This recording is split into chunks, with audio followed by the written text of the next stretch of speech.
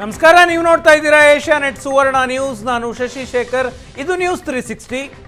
ಇವತ್ತಿನ ನ್ಯೂಸ್ 360ಯಲ್ಲಿ ದರ್ಶನ್ ರೇಣುಕಾಸ್ವಾಮಿ ಕೊಲೆ ಕೇಸ್ನಲ್ಲಿ ಜೈಲಿನಲ್ಲಿರುವ ದರ್ಶನ್ ವಿರುದ್ಧ ತನಿಖೆಯಲ್ಲಿ ಮಹತ್ವದ ಬೆಳವಣಿಗೆಯಾಗಿದೆ.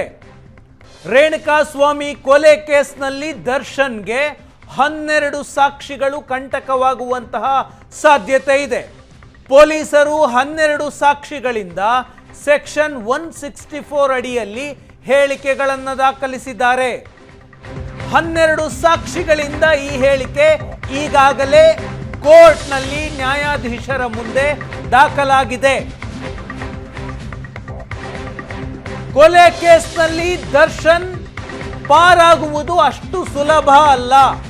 ಒಂದು ಕೇಸ್ನಲ್ಲಿ 12 ಜನರಿಂದ 164 ಹೇಳಿಕೆಯನ್ನ ದಾಖಲಿಸಲಾಗಿದೆ. ಪೊಲೀಸರು ಈ ಕೇಸ್ನ ತನಿಖೆ ಮಾಡುವಾಗ ತನಿಖೆಯಲ್ಲಿ ಯಾವುದೇ ಲೋಪ ಆಗಬಾರದು ಅಂತ ಎಚ್ಚರಿಕೆ ಕ್ರಮಗಳನ್ನು ತೆಗೆದುಕೊಳ್ತಾರೆ. ಅದರ ಭಾಗವಾಗಿ 12 ಸಾಕ್ಷಿಗಳಿಂದ ಸೆಕ್ಷನ್ 164 ಅಡಿಯಲ್ಲಿ ಹೇಳಿಕೆಗಳನ್ನು ದಾಖಲಿಸಲಾಗಿದೆ.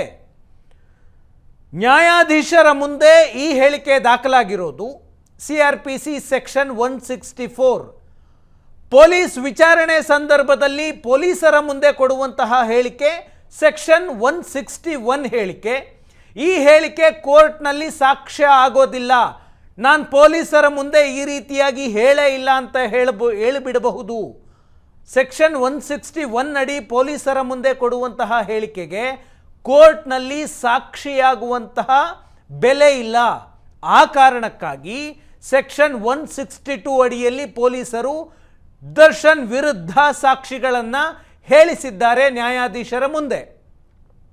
161 ಅಡಿಯಲ್ಲಿ ಪೊಲೀಸರ ಮುಂದೆ ಹೇಳಿಕೆಯನ್ನು ದಾಖಲಿಸಲಾಗುತ್ತೆ. 162 ಅಡಿಯಲ್ಲಿ ನ್ಯಾಯಾಧೀಶರ ಮುಂದೆ ಯಾವುದೇ ತನಿಖಾಧಿಕಾರಿಗಳಲ್ಲಿ ಇರೋದಿಲ್ಲ. ನ್ಯಾಯಾಧೀಶರ ಮುಂದೆ ಸಾಕ್ಷಿ ಇರ್ತಾನೆ. ನ್ಯಾಯಾಧೀಶರು ಬರೆದುಕೊಳ್ತಾರೆ, ದಾಖಲಿಸಿಕೊಳ್ತಾರೆ. ಏನಾದರೂ ಪ್ರಶ್ನೆಗಳಿದ್ರೆ, ಅನುಮಾನಗಳಿದ್ರೆ ನ್ಯಾಯಾಧೀಶರು ಕೇಳಿ ಆ ಹೇಳಿಕೆಗಳನ್ನು ದಾಖಲಿಸಿಕೊಳ್ತಾರೆ. ಈ ಹೇಳಿಕೆಗಳನ್ನು ಯಾವುದೇ ಹಂತದಲ್ಲೂ ಕೂಡ ಸಾಕ್ಷಿಗಳು ಬದಲಾವಣೆ ಮಾಡೋದಕ್ಕೆ ಸಾಧ್ಯ ಇಲ್ಲ. ಕೇಸ್ನ ಟ್ರಯಲ್ ನಡೆಯುವಂತಹ ಸಂದರ್ಭದಲ್ಲಿ, ವಿಚಾರಣೆ ನಡೆಯುವಂತಹ ಸಂದರ್ಭದಲ್ಲಿ ಈ ಹೇಳಿಕೆಗಳನ್ನು ಬದಲಾಯಿಸೋದಕ್ಕೆ ಸಾಧ್ಯ ಇಲ್ಲ. ಮ್ಯಾಜಿಸ್ಟ್ರೇಟ್ ಕೋರ್ಟ್ನಲ್ಲಿ ಈ ಕೇಸ್ನ ತೀರ್ಪು ಬಂದು ಅದು ಹೈಕೋರ್ಟು, ಸುಪ್ರೀಂ ಕೋರ್ಟು ಎಲ್ಲಿಗೆ ಹೋದರೂ ಕೂಡ ಸೆಕ್ಷನ್ 164 ಅಡಿಯಲ್ಲಿ ಕೊಟ್ಟಿರುವಂತಹ ಹೇಳಿಕೆ ಬದಲು ಮಾಡೋದಕ್ಕೆ ಸಾಧ್ಯ ಇಲ್ಲ. ಈಗ ಯಾರೆಲ್ಲ ಈ ಹೇಳಿಕೆಯನ್ನು ಕೊಟ್ಟಿದ್ದಾರೆ, ಯಾರೆಲ್ಲರಿಂದ ಹೇಳಿಕೆಗಳನ್ನು ಪೊಲೀಸರು ನ್ಯಾಯಾಧೀಶರ ಮುಂದೆ ದಾಖಲಿಸಿದ್ದಾರೆ? ಒಂದು, ಪವಿತ್ರ ಗೌಡ ಮನೆಯಿಂದ CCTV DVR ಅನ್ನು ರೀಟ್ರೈವ್ ಮಾಡಲಾಗಿತ್ತು. ರೀಟ್ರೈವ್ ಮಾಡಿದಂತಹ FSL ಅಧಿಕಾರಿಯ ಹೇಳಿಕೆಗಳನ್ನು ಈಗ ದಾಖಲಿಸಿಕೊಂಡಿದ್ದಾರೆ. ದರ್ಶನ್ ಮನೆಯಿಂದ CCTV DVR ರೀಟ್ರೈವ್ ಮಾಡಿ ಆ ವಿಜುವಲ್ಸ್ಗಳನ್ನು ವಶಪಡಿಸಿಕೊಳ್ಳಲಾಗಿತ್ತು. ಆ FSL ಅಧಿಕಾರಿಯಿಂದಲೂ ಕೂಡ ಹೇಳಿಕೆಯನ್ನು ನ್ಯಾಯಾಧೀಶರ ಮುಂದೆ ದಾಖಲಿಸಿಕೊಳ್ಳಲಾಗಿದೆ.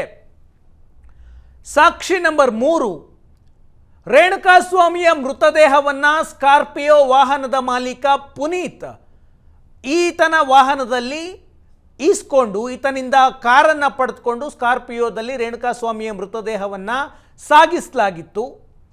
ಪಟ್ಟಣಗೆರೆ ಶೆಡ್ನಿಂದ ಸುಮನಹಳ್ಳಿಯ ಬ್ರಿಡ್ಜ್ನ ಮೋರಿಯವರೆಗೆ. ಆ ಸ್ಕಾರ್ಪಿಯೋದ ಮಾಲೀಕ ಪುನೀತ್ನಿಂದಲೂ ಕೂಡ 164 ಹೇಳಿಕೆಯನ್ನು ದಾಖಲಿಸಿಕೊಳ್ಳಲಾಗಿದೆ. ಸಾಕ್ಷಿ ನಂಬರ್ 4, ಕೊಲೆ ನಡೆದ ಸ್ಥಳದ ಪಟ್ಟಣಗೆರೆ ಶೆಡ್ನ ಗುತ್ತಿಗೆದಾರನಿಂದ ಹೇಳಿಕೆಯನ್ನು ದಾಖಲಿಸಿಕೊಳ್ಳಲಾಗಿದೆ. ಆತ ಕೂಡ ನ್ಯಾಯಾಧೀಶರ ಮುಂದೆ ಬಂದು ಹೇಳಿಕೆಯನ್ನು ಕೊಟ್ಟಿದ್ದಾನೆ. ರೇಣುಕಾಸ್ವಾಮಿಯ ಕಿಡ್ನಾಪ್ ಮಾಡಿದ್ದಂತಹ ಕಾರು ಚಾಲಕನಿಂದ ಹೇಳಿಕೆಯನ್ನು ದಾಖಲಿಸಿಕೊಳ್ಳಲಾಗಿದೆ. ಚಿತ್ರದುರ್ಗದಿಂದ ಬೆಂಗಳೂರಿಗೆ ಜೂನ್ 8ನೇ ತಾರೀಕು ಮಧ್ಯಾಹ್ನ ರೇಣುಕಾಸ್ವಾಮಿಯನ್ನು ಕಿಡ್ನಾಪ್ ಮಾಡಲಾಗಿತ್ತು. ಕಾರು ಚಾಲಕನಿಂದಲೂ ಕೂಡ ಹೇಳಿಕೆ ದಾಖಲಿಸಿಕೊಳ್ಳಲಾಗಿದೆ. ಇದರ ಜೊತೆಗೆ ರೇಣುಕಾಸ್ವಾಮಿಗೆ ಹಲ್ಲೆ ಮಾಡಿದ್ದ ಫೋಟೋವೊಂದನ್ನು ಒಬ್ಬ ಆರೋಪಿ ತನ್ನ ಸ್ನೇಹಿತನಿಗೆ ವಾಟ್ಸಪ್ ಮಾಡಿದ್ದ. ಆ ಸ್ನೇಹಿತನಿಂದ ಫೋಟೋ ರಿಸೀವ್ ಮಾಡಿಕೊಂಡ ಬಗ್ಗೆ 164 ಅಡಿಯಲ್ಲಿ ನ್ಯಾಯಾಧೀಶರ ಮುಂದೆ ಹೇಳಿಕೆಯನ್ನು ದಾಖಲಿಸಲಾಗಿದೆ. ಬಾಡಿ ಎಸೆದ್ರಲ್ಲ ಸುಮನಹಳ್ಳಿ ಬ್ರಿಡ್ಜ್ನ ಮೋರಿಯಲ್ಲಿ ಕಾರ್ತಿಕ್ ಮತ್ತು ನಿಖಿಲ್, ಈ ಇಬ್ಬರನ್ನ ಆಟೋ ಡ್ರೈವರ್ ಒಬ್ಬ ಬಾಡಿ ಎಸೆದ ನಂತರ ಅವ್ರು ಕಾರಲ್ಲಿ ಹೋಗಿರಲಿಲ್ಲ, ಆಟೋದಲ್ಲಿ ವಾಪಸ್ ಬರ್ತಾರೆ. ಅವರನ್ನು ಆಟೋದಲ್ಲಿ ಕರೆದುಕೊಂಡು ಹೋದಂತಹ ಆಟೋ ಡ್ರೈವರ್, ನಾನು ಇಂಥ ಸಮಯದಲ್ಲಿ ಅಲ್ಲಿ ಬರ್ತಿದ್ದೆ, ಆಟೋದಲ್ಲಿ ತಡೆದ್ರು, ನಾನು ಕರ್ಕೊಂಡು ಹೋದೆ, ಅವತ್ತೇನಾಗಿತ್ತು ಅಂತ ಆತನಿಂದಲೂ ಕೂಡ 164 ಹೇಳಿಕೆಯನ್ನು ದಾಖಲಿಸಿದ್ದಾರೆ. ಪಟ್ಟಣಗೆರೆ ಶೆಡ್ನಲ್ಲಿ ಕಿರಣ್ ಅನ್ನಂತ ಒಬ್ಬ ಯುವಕ ಕೆಲಸ ಮಾಡ್ತಾ ಇದ್ದ, ಜೊತೆಗೆ ಪ್ರವೀಣ್ ಅಂತ, ಇಬ್ಬರಿಂದಲೂ ಕೂಡ 164 ಅಡಿಯಲ್ಲಿ ಹೇಳಿಕೆಯನ್ನು ದಾಖಲಿಸಲಾಗಿದೆ.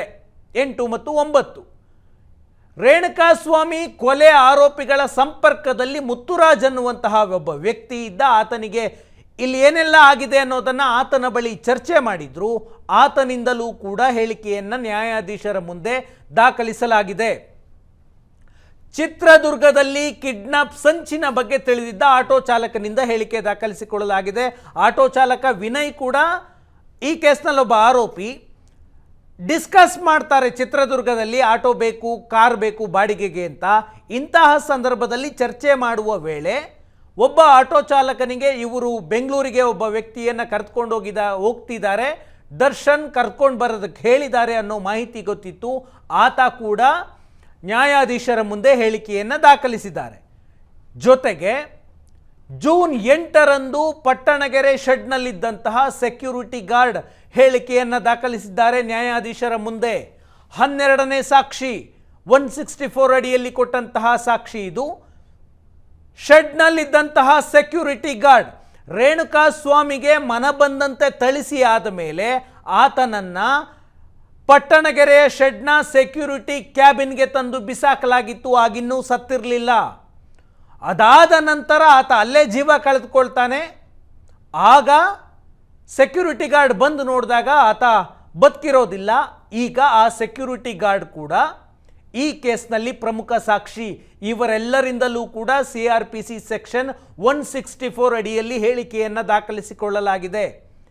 ಯಾಕಂದರೆ ಈ ಎಲ್ಲ ಪ್ರಮುಖ ಸಾಕ್ಷಿಗಳು ಕೂಡ ಕೋರ್ಟ್ನಲ್ಲಿ ವಿಚಾರಣೆ ನಡೆಯುವಾಗ, ಟ್ರಯಲ್ ನಡೆಯುವಾಗ, ವಾದ ಪ್ರತಿವಾದ ನಡೆಯುವಾಗ ಸಾಕ್ಷ್ಯವನ್ನು ಬದಲಾಯಿಸಬಾರ್ದು, ಹೇಳಿಕೆಗಳನ್ನು ಬದಲಾಯಿಸಬಾರ್ದು, ಪ್ರತಿಕೂಲ ಸಾಕ್ಷಿಗಳಾಗಬಾರ್ದು ಅನ್ನುವ ಕಾರಣಕ್ಕೆ ಎಚ್ಚರಿಕೆಯಿಂದ ಈಗಲೇ 164 ಅಡಿಯಲ್ಲಿ ಹೇಳಿಕೆಯನ್ನು ದಾಖಲಿಸಿದ್ದಾರೆ.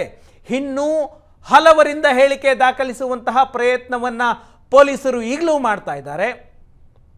ಒಂದಷ್ಟು ಈ ಕೇಸ್ನಲ್ಲಿ ಪ್ರತ್ಯಕ್ಷ ಸಾಕ್ಷಿಗಳಿದ್ದಾರೆ ಅಂತ ಸ್ಪೆಷಲ್ ಪಬ್ಲಿಕ್ ಪ್ರಾಸಿಕ್ಯೂಟರ್ ಕೋರ್ಟ್ನಲ್ಲಿ ಹೇಳಿದ್ರು. ಆ ಪ್ರತ್ಯಕ್ಷ ಸಾಕ್ಷಿಗಳಿಂದಲೂ ಕೂಡ 164 ಹೇಳಿಕೆಯನ್ನು ದಾಖಲಿಸಿಕೊಳ್ಳಲಾಗುತ್ತೆ. ನಾವು ಈ ಘಟನೆಯನ್ನು ನೋಡಿದ್ದೀವಿ ಅಂತ ಹೇಳುವಂತಹ ಪ್ರತ್ಯಕ್ಷ ಸಾಕ್ಷಿಗಳು, ಐ ವಿಟ್ನೆಸ್, ಅವರು ಹೇಳುವ ಸಾಕ್ಷಿ ಇನ್ನಷ್ಟು ಮಹತ್ವ ಪಡೆದುಕೊಳ್ಳುತ್ತೆ ಒಂದು ಕ್ರಿಮಿನಲ್ ಕೇಸ್ನಲ್ಲಿ. ಅದು ಕೊಲೆಯಂತಹ ಗಂಭೀರವಾದಂತಹ ಪ್ರಕರಣಗಳಲ್ಲಿ ಅವರಿಂದ 164 ಹೇಳಿಕೆ ದಾಖಲಾಗೋದು ಬಾಕಿ ಇದೆ. ಜೊತೆಗೆ ಈ ಕೇಸ್ನಲ್ಲಿ ದರ್ಶನ್ ಸೇರಿದಂತೆ 17 ಜನ ಆರೋಪಿಗಳಿದ್ದಾರೆ. ಪವಿತ್ರ ಗೌಡ ಆರೋಪಿ ನಂಬರ್ 1, ದರ್ಶನ್ ಆರೋಪಿ ನಂಬರ್ 2. ಉಳಿದ 15 ಆರೋಪಿಗಳು, ದರ್ಶನ್ ಮತ್ತು ಪವಿತ್ರ ಬಿಟ್ಟು ಉಳಿದ 15 ಆರೋಪಿಗಳಲ್ಲಿ ಕೆಲವರು ಅಪ್ರೂವರ್ ಆಗಿ ಬದಲಾಗುವಂತಹ ಸಾಕ್ಷಿ ಇದೆ. ಮಾಫಿ ಸಾಕ್ಷಿಯಾಗಬಹುದು.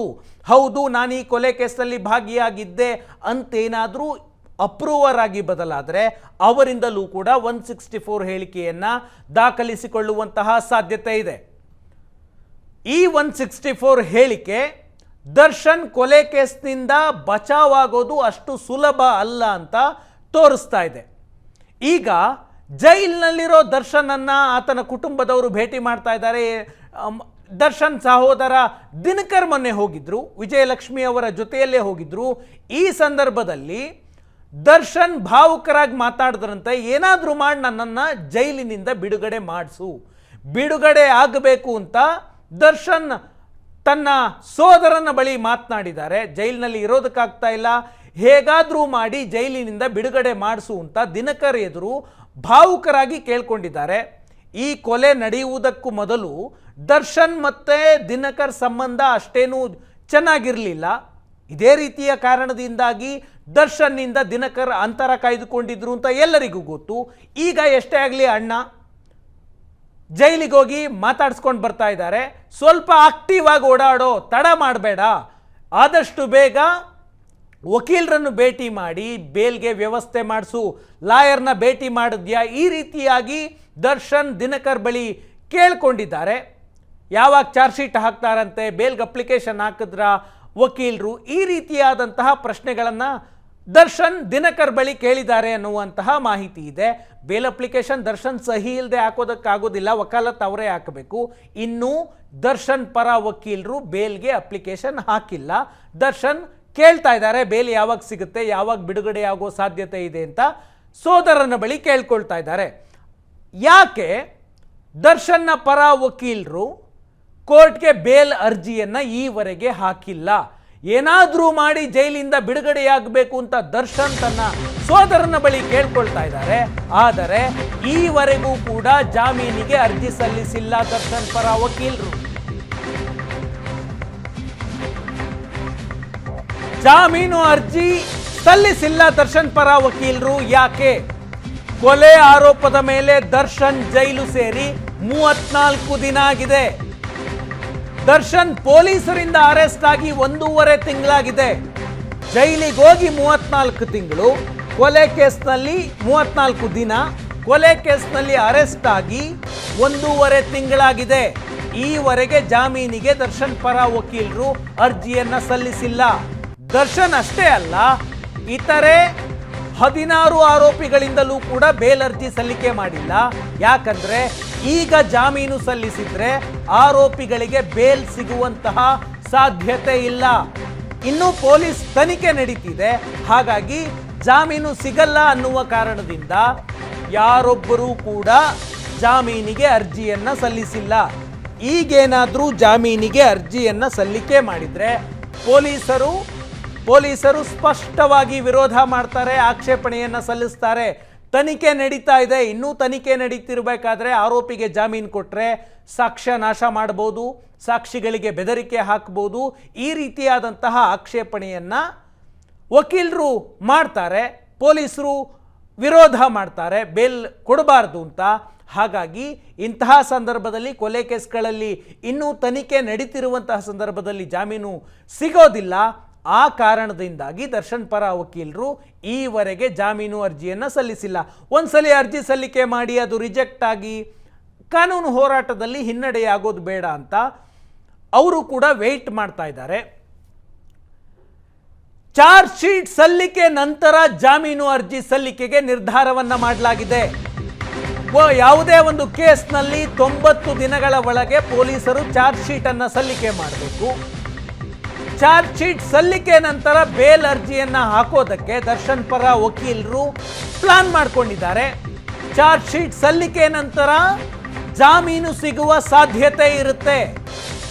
ಚಾರ್ಜ್ ಶೀಟ್ ನಂತರವೂ ಕೂಡ ಪೊಲೀಸರು ವಿರೋಧ ಮಾಡುವ ಸಾಧ್ಯತೆ ಇರುತ್ತೆ. ಆದರೆ ಆರೋಪಿಗಳ ಪರ ವಕೀಲರಿಗೆ ಚಾರ್ಜ್ ಶೀಟ್ ಅನ್ನ ಸಲ್ಲಿಕೆ ಮಾಡಿದ ನಂತರ ಜಾಮೀನಿಗೆ ಅರ್ಜಿ ಸಲ್ಲಿಕೆ ಮಾಡಿದ್ರೆ ಅಪ್ಪರ್ ಹ್ಯಾಂಡ್ ಇರುತ್ತೆ.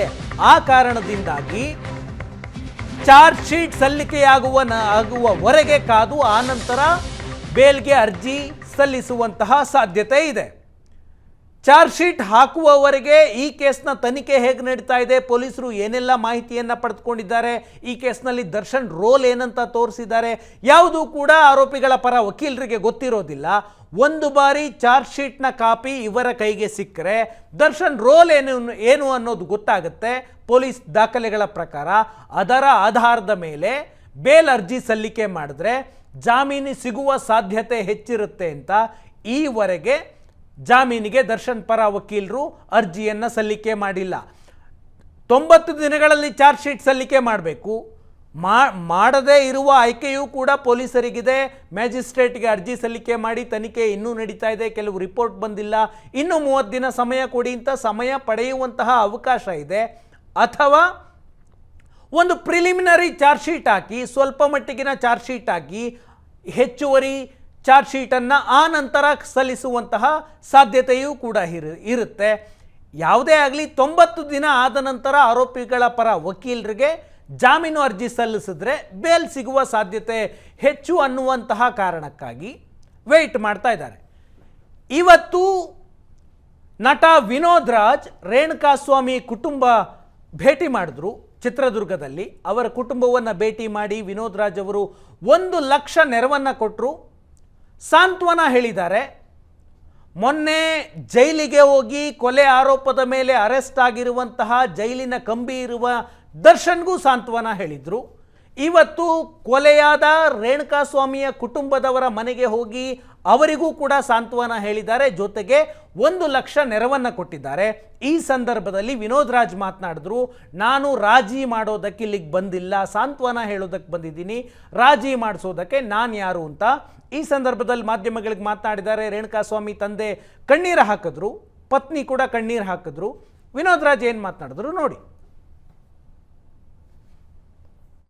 ನಾನು ಯಾರು ಅವ್ರದ್ದು ಇದನ್ನು ಮಾಡೋಕ್ಕೆ ಇಲ್ಲಿ ಬಂದು ಇದು ಮಾಡೋದಕ್ಕೆ ಖಂಡಿತ ಅಲ್ಲ. ಪಾಪ ನಾನು 5 ಜನ ಹೋಗಿದ್ದೀವಿ, ಅದರಲ್ಲಿ ನಾನು ಮಧ್ಯಾಹ್ನ 3 ಗಂಟೆವರೆಗೂ ಕಾದೆ ನಾನು. ಯಾಕಂದರೆ ಒಂದು ಸರಿ ಅದೇ ವಾರದಲ್ಲಿ 2 ಸರಿ ಭೇಟಿ, ಒಂದೇ ಸರಿನೇ ಭೇಟಿ ಆಗುವಂಥದ್ದು 5 ಜನ. ಅವರು ಶ್ರೀಮತಿ ಅವರು, ದಿನಕರ್ ಅವರು, ಆಮೇಲಿಂದ 2 ಜನ ಲಾಯರ್ಗಳು, ಇನ್ನೊಬ್ಬ ಅಷ್ಟು ಬಿಟ್ಟರೆ ನಾನು 5 ಜನ. ಇದರಲ್ಲಿ ಅವರು ಅದನ್ನು ಮಾತಾಡಿ ನಾನು ಇದನ್ನು ಮಾತಾಡಿ ಇದು ಸಾಧ್ಯನೂ ಇಲ್ಲ, ಆಗೋದೂ ಇಲ್ಲ. ಕಲಾವಿದರ ಮೇಲೂ ಯಾವ್ದ್ರ ಮೇಲೂ ನನಗೆ ಆ ಥರ ದ್ವೇಷ ಇಲ್ಲ ಅಂತಲೇ ಹೇಳಿದ್ರು ಅವರು. ಅವ್ರೇನು ಹೇಳ್ತಾರೆ, ಅವನ ಆತ್ಮಕ್ಕೆ ಶಾಂತಿ ಸಿಗಬೇಕಂದ್ರೆ ನನಗೆ ನ್ಯಾಯ ಸಿಗಲೇಬೇಕು, ತಪ್ಪು ಯಾರಾದರೂ ಮಾಡಿದರೆ ಅವ್ರಿಗೆ ಶಿಕ್ಷೆ ಆಗಲಿ ಅಂತ ಹೀಗೆ ಹೇಳ್ತಾ ಇದ್ದಾರೆ. ಕೋಪದ ಕೈಲಿ ನಮ್ಮ ಒಂದು ತಿಳುವಳಿಕೆಯನ್ನು ಕೊಟ್ಟು ಬುದ್ಧಿನ ಕೊಟ್ಟು, ಅದು ಬುದ್ಧಿ ಅಂತಂತ ಹೇಳೋದಿಲ್ಲ, ಅದನ್ನೇನು ಹೇಳ್ತೀರಾ, ಎಲ್ಲೋ ಹೋಗ್ಬಿಡುತ್ತೆ ಅದು ಪರಿಸ್ಥಿತಿ ಅಂತ ನಾವು ಮಾತಾಡ್ಕೊಂಡು ಹೋದಾಗ. ಆ ಥರ ನಾವು ಹೇಳಲೇಬಾರ್ದು, ಇದನ್ನು ಮರಿಬೇಕು. ಮನುಷ್ಯ ಮರೆತು ಅವ ಮಾನವೀಯತೆಯೊಂದಿಗೆ ಬಾಳಲೇಬೇಕು. ಇವರೇ ಅವರಿಗೆ ಭಯ ಅಂತಂತ ಹೇಳಿದ್ರೆ ಅವ್ರಿಗೆ ಯಾವುದೊಂದು ಹೇಗೆ ಇದ್ದೇ ಇರುತ್ತೆ, ಹೇಗಪ್ಪ ಇನ್ನು ಹೇಗೆ ನಾವೇನು ಮಾತಾಡಿದ್ರೆ ತಪ್ಪಾಗತ್ತಾ ಸರಿಯಾಗತ್ತಾ ಅನ್ನುವಂಥದ್ದು ಬಂದೇ ಬರುತ್ತೆ, ಎಲ್ಲರಿಗೂ ಅದು ಬರುತ್ತೆ. ಘಟನೆ ಆಯಿತು, ಯಾರಿಂದ ಆಯಿತು ಅಂತ ಸರಿಯಾದ ರೀತಿಯಲ್ಲೇ ಅದು ಬಂದು ಅದಕ್ಕೆ ಒಂದು ಮುಕ್ತಾಯ ಆಗಬೇಕು. ಆಮೇಲೆ ಯಾರು ಅನ್ನುವಂಥದ್ದು ಅದು ಸರಿಯಾಗಿ ಗೊತ್ತಾಗಬೇಕು. ಈ ಘಟನೆ ಮತ್ತೆ ಮರುಕಳಿಸಬಾರ್ದು, ಭಗವಂತನ ನಾನು ಅಷ್ಟೇ ಬೇಡ್ಕೊತಾ ಇದ್ದೆ. ಇದು ವಿನೋದ್ ರಾಜ್ ಅವರ ಮಾತು. ದರ್ಶನ್ ಜೊತೆಗೆ ರೇಣುಕಾಸ್ವಾಮಿಯ ಕುಟುಂಬ ಸಂಧಾನ ಮಾಡ್ಕೊಂಡು ಬಿಟ್ಟಿದೆ ಅನ್ನುವಂತಹ ಚರ್ಚೆ ಸೋಷಿಯಲ್ ಮೀಡಿಯಾದಲ್ಲಿ ಆಗ್ತಾ ಇತ್ತು. ಅದು ವದಂತಿ ಮಾತ್ರ ಅಂತ ನಿನ್ನೆ ರೇಣುಕಾಸ್ವಾಮಿಯ ತಂದೆ ಶಿವನಗೌಡರು ಮಾತನಾಡಿದ್ರು, ಬೇಜಾರು ಮಾಡ್ಕೊಂಡಿದ್ರು. ಇವತ್ತು ಮತ್ತೆ ಮಾತನಾಡಿದ್ದಾರೆ. ರೇಣುಕಾಸ್ವಾಮಿಯ ತಂದೆ ಕಣ್ಣೀರು ಹಾಕಿದ್ದಾರೆ, ರಾಜಿ ಮಾಡಿಕೊಳ್ಳೋದಿಲ್ಲ ಅಂತ ಸ್ಪಷ್ಟವಾಗಿ ಶಿವನಗೌಡರು ಹೇಳ್ತಾ ಇದ್ದಾರೆ. ಅವ್ರ ಮಾತನ್ನು ನಿಮ್ಮ ಕೇಳಿ. ನಾನೇನು ಸಂಧಾನ ಹೊಂಟಿದ್ದೀನಿ ಅನ್ನೋ ಪ್ರತಿಕ್ರಿಯೆ ಬಂದಿದೆ, ಅದು ದೊಡ್ಡ ತಪ್ಪು. ನಾವು ಅದ್ರ ಥರ ಎಂತೂ ಯೋಚನೆ ಮಾಡಿಲ್ಲ, ಆದರೆ ನಾವು ಯಾರಿಗೂ ಕೆಟ್ಟದ್ದು ಬಯಸೋದಿಲ್ಲ, ಅಷ್ಟಂತೂ ನಿಜ. ನಮ್ಮ ಮಗನಿಗೆ ನ್ಯಾಯ ಸಿಗಬೇಕು. ಅವನು ನಂದು ನನ್ನ ಎಷ್ಟು ಕಿರ್ಚಾಡಿದ್ದಾನೆ, ನೋವು ಮಾಡಿದ್ದಾನೆ, ಅದನ್ನು ಕರಳು ನಮ್ಗೆ ಕಿತ್ತು ಬರ್ತಾ ಇದೆ. ಆ ಒಂದು ದೃಷ್ಟಿಯಲ್ಲಿ ನಾವು ಎಲ್ಲರಿಗೂ ನಿಮ್ಗೆಲ್ಲರಿಗೂ ಮನವಿ ಮಾಡ್ಕೊಳ್ಳೋದ್ರಿಂದ ಆ ರೀತಿ ಸುದ್ದಿಗಳನ್ನು ಹಬ್ಬಿಸ್ಬಿಡ್ರಿ. ನಾವು ನಿಜವಾಗಲೂ ಭಾಳ ನೊಂದ್ಕೊಂಡಿದ್ವಿ. ನಮ್ಮ ಮನೆತನ ಕೊಲ್ಯಾಪ್ಸ್ ಆಗಿದೆ. ದಯಮಾಡಿ ಎಲ್ಲರೂ ನಮ್ಗೆ ಸಹಕಾರ ಕೊಡ್ರಿ. ಸರ್ಕಾರ ವಿನಂತಿ ಮಾಡ್ತೀನಿ, ತಪ್ಪಿತಸ್ಥರು ಯಾರಂತ ನಮಗೆ ಗೊತ್ತಿಲ್ಲ, ನಾವು ಯಾರ ಬಗ್ಗೆ ದೂಷಣೆ ಮಾಡಲ್ಲ, ಯಾರೇ ಇದ್ದರೂ ಅವ್ರಿಗೆ ಶಿಕ್ಷೆ ಕೊಡ್ರಿ ಅಂತ ಅಷ್ಟೇ ನಾವು ಕೇಳ್ಕೊಳ್ಳೋದು. ನಮ್ಮ ಮಗನಿಗೆ ಶಾಂತಿ ಸಿಗಬೇಕಾದ್ರೆ, ಆಗ ಇವ್ರಿಗೆ ನ್ಯಾಯ ಸಿಗಬೇಕಂದ್ರೆ ಅವ್ರಿಗೆ ಶಿಕ್ಷೆ ಆಗ್ಬೇಕಂತ ನಂದು ಅಭಿಪ್ರಾಯ ಸರ್. ನಾನು ಇಷ್ಟು ಮಾತ್ರ ಹೇಳಬಲ್ಲೆ. ಕೊಂದವರಿಗೆ ಶಿಕ್ಷೆಯಾಗಬೇಕು ಅನ್ನುವಂತಹ ಸಹಜ ನಿರೀಕ್ಷೆಯಲ್ಲಿದ್ದಾರೆ ಶಿವನಗೌಡರು.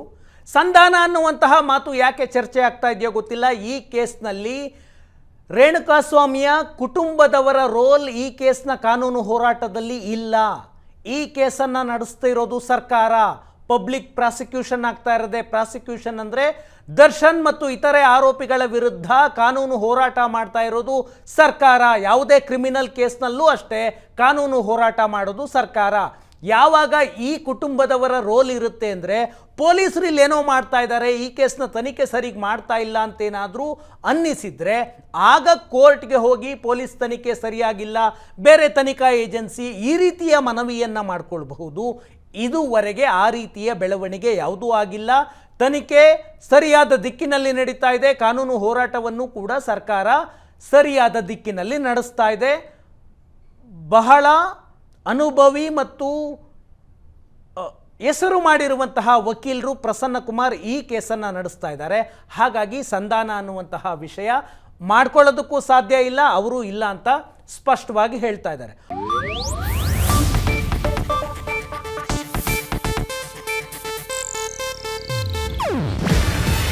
ಇದು ಏಷ್ಯಾನೆಟ್ ನ್ಯೂಸ್ ನೆಟ್ವರ್ಕ್ ಪ್ರಸ್ತುತಿ. ನೀವು ನೋಡ್ತಿದ್ದೀರಾ ಏಷ್ಯಾನೆಟ್ ಸುವರ್ಣ ನ್ಯೂಸ್.